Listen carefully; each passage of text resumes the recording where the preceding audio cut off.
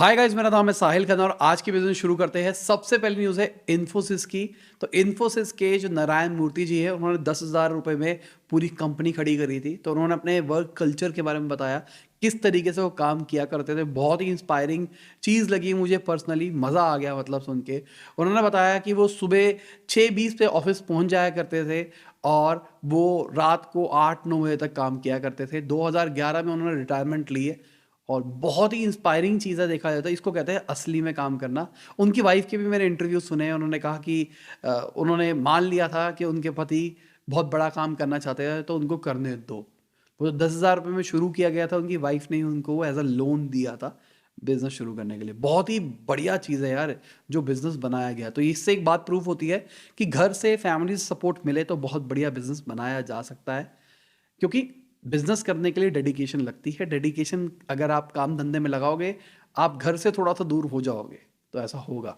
अब मैं कोविड से पहले तक मैं भी इसी तरीके का वर्कहॉलिक था। अब मैं थोड़ा सा पता नहीं क्या, मैं फैमिली वाला बंदा हो गया। मुझे मज़ा आ रहा है फैमिली के साथ में टाइम स्पेंड करने में। एक लेवल पे आ गया। अब मेरे को ऐसा लगता है कि ठीक है, काम तो बढ़ता रहेगा पर फैमिली के साथ मज़े ये दोबारा नहीं आएंगे। तो अचानक फील चेंज हुई है। पर पहले मैं भी इसी टाइप का हुआ करता था। सुबह 9 बजे तक ऑफिस पहुंच जाओ, रात को 11-11 बजे तक बैठे रहो ऑफिस में। संडे भी काम करो, रोज काम करो। पर अब क्या है, मैं थोड़ा चिल मारना ज़्यादा पसंद करता हूँ, फैमिली के साथ टाइम स्पेंड करना पर्सनली ज़्यादा पसंद करता हूँ। आप अपना बताओ, आप क्या करते हो नीचे कमेंट के अंदर। अगली खबर अश्विनी ग्रोवर की है। तो उन्होंने बताया कि उन्होंने 8 मिनट के अंदर जोमेटो की लिस्टिंग से 2.25 करोड़ रुपीस कमाए थे। उन्होंने जब जोमेटो का आईपीओ आया था उस टाइम पे 100 करोड़ इन्वेस्ट किए थे। तो उनको 3 करोड़ के शेयर्स अलॉट हुए और उन्होंने इतना पैसा कमाया। उसके बाद वो ग्रिडी हो गए। उन्होंने कार ट्रेड का आईपीओ में इन्वेस्ट किया, 25 करोड़ रुपए का उन्होंने वहां पे लॉस देखा।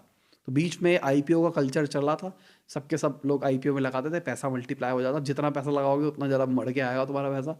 तो अब वो रुक गया है। पेटीएम वेटीएम जब नुकसान में आना शुरू हुआ, जोमेटो नुकसान में आना शुरू हुआ, तब लोग स्टार्टअप के अंदर इन्वेस्ट नहीं कर रहे। मतलब वो स्टार्टअप थोड़ा सा लॉस मेकिंग लिस्टिंग के पॉइंट ऑफ व्यू से भी होने लग गया है। ऑल तो बिजनेस प्रिंसिपल पे लॉस मेकिंग पहले से ही है।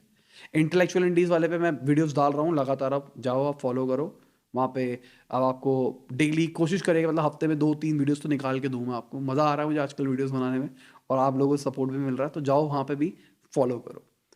अगली खबर, जो हमारी फाइनेंशियल मिनिस्टर है वो डिस्चार्ज हो सकती है एम से कल, ऐसा रिपोर्ट्स कह रही है। पर अब ये बहुत बड़ा सवाल है, ये न्यूज़ इंक्लूड करने का रीज़न ये है कि यार पहले कहा गया कि उनको एक बेसिक रूटीन चेकअप के लिए लेके गए हैं। उसके बाद कहा गया कि उनके पेट में इन्फेक्शन आया है। ठीक है, इन्फेक्शन आया है, पर अब इतना ड्यूरेशन क्यों हो गया, इतना लंबा टाइम क्यों निकल गया उस चीज़ के अंदर। तो पूरी चीज़ें बाहर नहीं आती हैं, मुझे पर्सनली ऐसा लगता है। अगली खबर, इंडिया ने record 1 day domestic air passenger count record किया है 4.35 लाख। ये बात कर रहा हूं मैं 24 दिसंबर की। अगर हम बात करके चले, इससे पहले जो रिकॉर्ड था वो 4.2 था।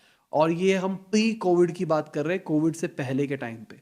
कोविड के बाद दुनिया और बदलती हुई दिखाई दे रही है। वैसे 25 तारीख को बहुत जाम था भाई।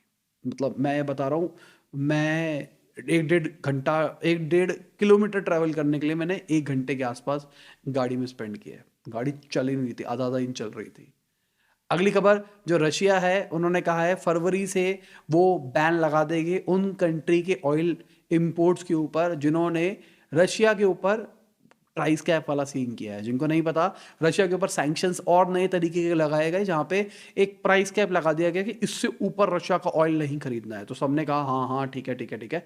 अब फरवरी से रशिया कह रहा है कि भाई ठीक है, अगर ऐसा है ना तो मैं अब तुमको ऑयल नहीं दूंगा।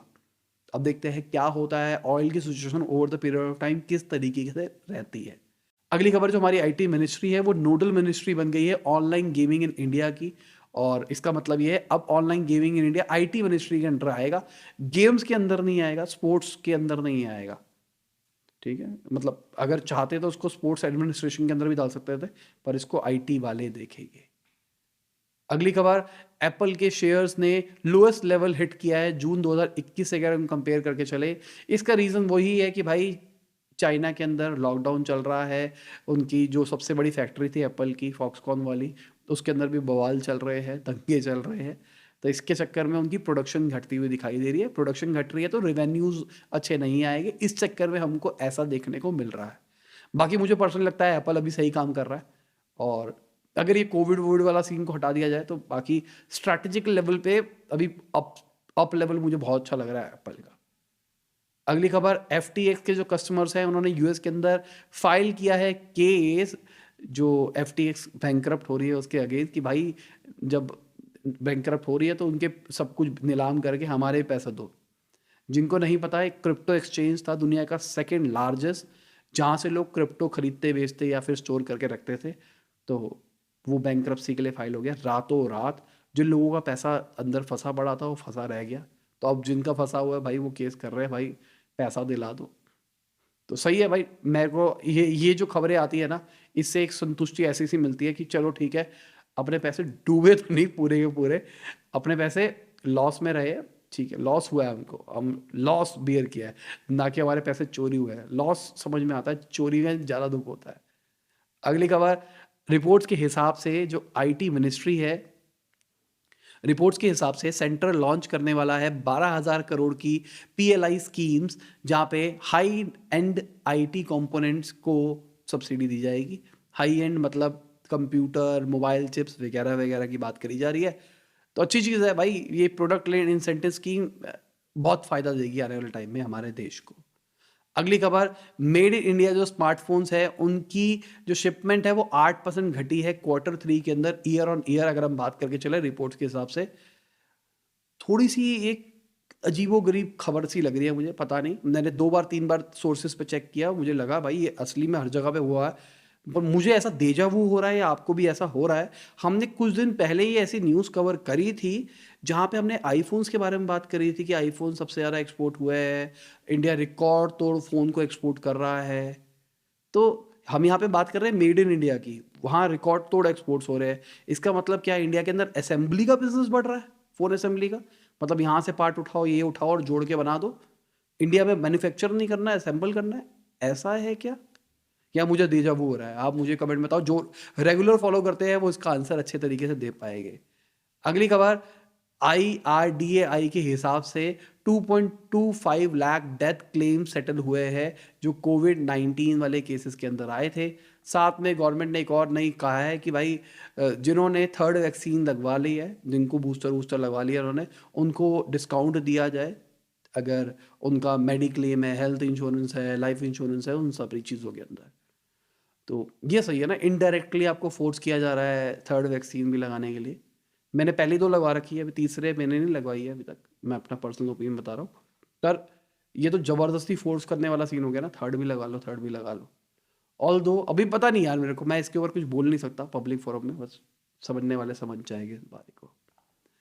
अगली खबर RBI की है, तो उन्होंने कहा है कमर्शियल बैंक्स ने डबल डिजिट ग्रोथ देखी है 7 साल के अंदर, 2022 के अंदर। बढ़िया बात है, मतलब 2015 में इससे पहले अचीव करा गया था, उसके बाद में नहीं किया गया। अच्छी चीज़ है, बैंक्स बढ़ रहे हैं। अगली खबर, जो अपैरल एक्सपोर्ट प्रमोशन काउंसिल है उन्होंने बोला है इंडिया ऑस्ट्रेलिया के जो फ्री ट्रेड एग्रीमेंट वाली डील है उससे मार्केट एक्सेस बढ़ेगा अपैरल एक्सपोर्ट्स का। इसका मतलब ये है इंडिया ऑस्ट्रेलिया के बीच में फ्री ट्रेड एग्रीमेंट साइन हो गया है, होने वाला है, और मतलब आपस में फ्री में एक्सपोर्ट कर पाएंगे, कोई ड्यूटी नहीं लगेगी। इसकी वजह से इंडिया के अंदर अपैरल का काम बढ़ेगा, इंडिया से अपैरल एक्सपोर्ट होंगे, अच्छी चीज़ है। अगली खबर, रिपोर्ट्स के हिसाब से गवर्नमेंट वीट को ओपन मार्केट में बेच सकती है। अभी के टाइम पे जो वीट के प्राइसेस है वो रिकॉर्ड हाई पहुंच गए हैं 2915 पर क्विंटल, दिल्ली की मार्केट की बात करके चल रहा हूँ, और गवर्नमेंट इसको स्मॉल ट्रेडर को 2250 रुपये पर क्विंटल बेचेगी। तो भाई ठीक है भाई, इतना रेट बढ़ सकता है, मेरे को नहीं पता था, मतलब हम तो पैक ही लेते हैं। अगली खबर, ऑयल प्राइसेस 3 वीक हाई के ऊपर पहुंचे जब से खबरें निकल के आई है ना कि भाई चाइना के अंदर कोविड-19 के जो रिस्ट्रिक्शंस थे उसको ईज किया जा रहा है, मतलब ऑयल की डिमांड आएगी, तो इस चक्कर में ऐसा हो रहा है। अगली खबर है, रिपोर्ट्स के हिसाब से गवर्नमेंट 180 बिलियन रुपीस का ग्रीन हाइड्रोजन का इंसेंटिव निकाल सकती है अपने बजट के अंदर, और इससे ऑलमोस्ट 20% कॉस्ट को बियर कर दिया जाएगा। जो ग्रीन हाइड्रोजन इंडिया के अंदर प्रोड्यूस होगी, वो जो रिलेटिवली हो रही है उसको इंसेंटिव करके 20% नीचे लाने की कोशिश करी जाएगी, ताकि सस्ते में बने और आने वाले टाइम में ग्रीन हाइड्रोजन की इंडस्ट्री बन पाए। ऐसा कहा जाता है कि इंडिया फ्यूचर के अंदर ग्रीन हाइड्रोजन के अंदर आग लगा सकता है। और 5 साल की हम बात कर रहे हैं, फ्यूचर के अंदर सबके सब बोले भाई रिलायंस के लिए सब कुछ हुआ, रिलायंस के लिए, क्योंकि रिलायंस ने पहले ही अनाउंस कर दिया था वो ग्रीन हाइड्रोजन में जा रहा है। सारे बड़े प्लेयर जा रहे हैं क्योंकि डिमांड इन सेक्टर में है, ठीक है ना। जो सेक्टर बढ़ता है वो लोग उसमें जाते हैं। पर हमको ऐसा लगता है कि भाई जो सेक्टर बढ़ता है वो लोग उसमें जाते हैं, उसके बाद गवर्नमेंट उसके अराउंड कुछ ना कुछ प्लान भी निकाल देती है। अब मैं कुछ बोलना नहीं चाहूँगा क्या ये सही में हो रहा है या फिर एक इत्तेफाक होता है, या फिर वो इतने अच्छे बिजनेसमैन हैं, उनको स्ट्रैटेजिकली पहले पता होता है कि ऐसा ही होगा। अगली खबर जो हमारी करेंसी है उसने अपना सबसे बुरा टाइम देख लिया है, 2023 के अंदर वो रिकवर करेगी। HDFC के जो बैंक ट्रेजरर है उन्होंने ऐसा बोला है। तो अच्छी बात है, अगर ऐसा होता है हमारी करेंसी बचती हुई दिखाई देती है। करेंसी वैसे टूट रही है, ऑल्दो हमारी जो फॉरेन करेंसी हमारे पास में आती है वो भी कम हुई है पिछले कुछ टाइम के अंदर, पर करेंसी मतलब करेंसी भी टूटी, इसकी वजह से अपने पास थोड़े ज़्यादा पैसे आ रहे थे पर ओवरऑल कम आ रहे थे। अगली खबर, रिपोर्ट्स के हिसाब से जो एडिडास है उन्होंने काइने वेस्ट से जब से टाइप तोड़ा है, $500 मिलियन के अनसोल्ड ईजीज शूज़ पड़े हैं उनके पास में, ये रिपोर्ट है ऐसा कह रही है। और उनकी सबसे फास्ट बिकने वाली लाइनअप ये ईजी लाइनअप ही है। तो ऐसा हो रहा है, तो मतलब इतना बड़ा इम्पैक्ट पड़ गया इनको छोड़ने का। मुझे तो लगा था कि भाई बहुत ही चौड़े में छोड़ा गया, सारे ब्रांड्स ने एक झटके के अंदर कैंसिल कर दी थी डील। उन्होंने बस फालतू बोला, उन्होंने कहा कि भाई उन्होंने अपोलॉजी मंगवा सकते थे, वो फोर्स कर सकते थे अपोलॉजी कर दो, ये कर दो, वो कर दो। उन्होंने कहा नहीं हम टाइप तोड़ रहे हैं, हम खत्म कर रहे हैं इनके साथ में ये फलाना गाना। और इतने लंबे लंबे पार्टनरशिप खत्म कर दिए उन्होंने, और उसकी वजह से कोई इम्पैक्ट नहीं पड़ा, लॉस ही हुआ है इम्पैक्ट देखा जाए तो। कहा जा रहा है कि वो अपने लॉसेस को कम करने के लिए अपने ब्रांड नेम के अंदर सस्ते रेट के अंदर अपने प्रोडक्ट्स को बेचेगी। अगली खबर, जो TVF के फाउंडर है, ये फोटो देख रहे हो ना भाई, बहुत सारी वेब सीरीज में आपने देखा होगा यही फाउंडर है TVF के। तो इनके ऊपर सेक्सुअल हरासमेंट का केस फाइल किया गया था 2017 के अंदर, और इसके ऊपर कोर्ट ने बोला है कि मजाक चल रहा है, कि कोई कंक्रीट एविडेंस नहीं था इनके खिलाफ में। FIR लेट फाइल करी गई, जो प्रोसिक्यूशन था उन्होंने कुछ भी नहीं किया, बहुत सारी चीज़ें डिले करी जा रही थी। तो कोर्ट ने कहा है क्या चल रहा है। तो बेसिकली मुझे ऐसा लगता है दबाने की कोशिश करी गई थी TVF को। उस टाइम पे मीटू का ट्रेंड चल रहा था ना, तो सबने कहा मीटू मीटू चला के सब पे लगा दो। तो मुझे लगता है कि ऐसा शायद हुआ होगा, मैं खुद नहीं बोल रहा, मुझे खुद नहीं पता सच्चाई क्या है, पर चांसेस हो सकते हैं क्योंकि कोर्ट ने ऐसा कहा है। मैं इस पॉइंट ऑफ व्यू के ऊपर बोल रहा हूँ कि कोर्ट कि अगर किसी का केस होता है तो सामने से वो फुल फ्लेज्ड केस पे लड़ता है ना, पर आपके पास कोई प्रूफ नहीं था, आपने बस एलिगेशंस लगा दिए, तो दिस इज़ रॉन्ग। बाकी मुझे पर्सनली TVF बहुत ज़्यादा पसंद है, जो कंटेंट क्रिएट करते हैं उनको नब्ज पता है कि भाई कंटेंट क्रिएशन कैसे करी जाती है, कौन सी ऑडियंस के लिए क्या निकाला जाता है। ये सीरीज चल रही होंगी बल्लेबाज टाइप्स, वो गली क्रिकेट के ऊपर है। तो बहुत सारे लोगों ने जिन्होंने क्रिकेट खेला है, लगभग लोगों ने खेला होगा मेरे हिसाब से, तो वो वाला नब्ज पकड़ी है उन्होंने। एक जगह पे वो जो तैयारी कर रहे हैं उनके लिए करते हैं, एक जगह पे हॉस्टल लाइफ के ऊपर बनाते हैं, एक जगह पे वो कुछ बनाते हैं। तो वो जो भी सीरीज बनाते हैं ना वो बहुत ही ज़्यादा रिलेटेबल होती है। तो मुझे पर्सनली बहुत ज़्यादा पसंद है। पिक्चर्स बनाया उन्होंने, सीजन 2 आ गया उसका, जिन्होंने नहीं देखा तो देख लेना, मैंने तो देख लिया था पहले ही। अगली खबर जेप्टो की है। तो बेंगलुरु के अंदर एक इंसान के ऊपर जेप्टो ड्राइवर ठोक के भाग गया। उसके बाद उस इंसान ने अपनी फोटो डाली ट्विटर के ऊपर, खूनम खान टाइप्स। उन्होंने कहा देखो आपका ड्राइवर क्या करके गया है मेरे साथ में। उसके बाद ब्रांड ने अपॉलॉजी मांगी। पर ये प्रॉब्लम है भाई, ये जेन्युइनली बता रहा हूँ, ये बहुत खतरनाक प्रॉब्लम है। मैंने देखा है जोमेटो के लड़के, ये स्विगी के लड़के, ये जितने लड़के हैं इतनी गंदी ड्राइविंग करते हैं, बिना हेलमेट के घूमते हैं और कहीं से भी निकाल लेते हैं। दिल्ली में तो एक नया ट्रेंड है, जैसे फुटपाथ की बात कर रहे हैं ना, फुटपाथ पे चलाना तो चलो मैं कहता हूँ कॉमन हो गया, ये तो बचपन से देखता हुआ आ रहा हूँ मैं। ये नया ट्रेंड बनाया इन्होंने, जो डिवाइडर होता है ना, दो रोडों को सेपरेट करता है, तो आगे से जाके यूटर्न लेने की जगह वो ईंट लगा के डिवाइडर के ऊपर चढ़ा देते हैं और उसके बाद खुद आ देते हैं दूसरी साइड पे ईंट लगा के। और ये बहुत ही ज़्यादा रिस्की चीज़ है जो मैंने पर्सनली देखी है यार। कई बार क्या होता है, मैं आराम से रोड पे आ रहा हूँ तो पता लगता है वहाँ से कोई निकल रहा है। एक दो बार हुआ है मेरे साथ में कि जब मतलब ये मान लो कि अचानक ही कोई आ रहा था, मैंने रोका है। मैं जेप्टो के ड्राइवर की बात नहीं कर रहा, पर मैं ये कह रहा हूँ जनरली ये कॉमन प्रैक्टिस हो गई है। और ये इन लोगों के साथ मैंने बहुत ज़्यादा देखी है। रेड लाइट जंप करना, देखना कैमरा नहीं है तो निकल लो, कुछ भी कर लो। तो मेरे हिसाब से तो जेप्टो, स्विगी, इन सबको ना इंसेंटिवाइज करना चाहिए हम लोगों को। अगर हम फोटो वीडियो खींच के भेजें तो वो उनके ऊपर कोई एक्शन ले। ऐसा कुछ स्कीम निकालनी चाहिए, क्योंकि देखो सिंपल सी बात, ये तो प्रैक्टिस गलत है ना, क्योंकि अब वो 10 मिनट डिलीवरी वाला सीन नहीं रह गया, अब कोई ऐसा नहीं हो रहा है। ऑल तो मुझे पता है फोर्स किया जाता है उनको ज़्यादा से ज़्यादा डिलीवर करने के लिए, पर वो लोग ही गलत है। मैं इनफैक्ट ये कह रहा हूँ कि ये कंपनी की तरफ से नहीं आता होगा कि तुम रोड टपा के भागो, बिना हेलमेट के जाओ। ये बिना हेलमेट भी अपने आप में बहुत बड़ी प्रॉब्लम है ना, बहुत बड़ी प्रॉब्लम है। तो वो बिना हेलमेट के कैसे जा सकते हैं? उनकी व्हीकल के आगे कैमरा होना चाहिए ना, वो जो कि ट्रैक कर सके हेलमेट पहना है या फिर नहीं पहना। या फिर व्हीकल के आगे ही एक तुम कैमरे का अटैचमेंट लगाओ जिससे तुम्हारी रिकॉर्डिंग भी होगी, कहीं तुम कोई रूल तो नहीं तोड़ रहे हैं।